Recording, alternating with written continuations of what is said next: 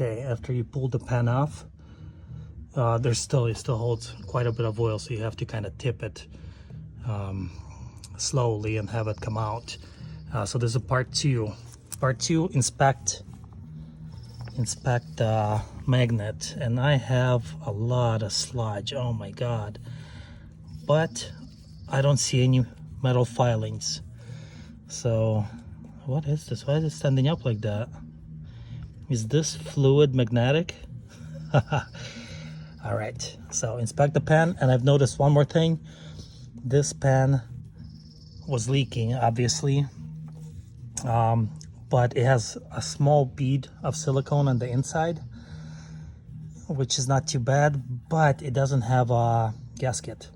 And I purchased the gasket for this one, and the gasket is more expensive than the filter, so I don't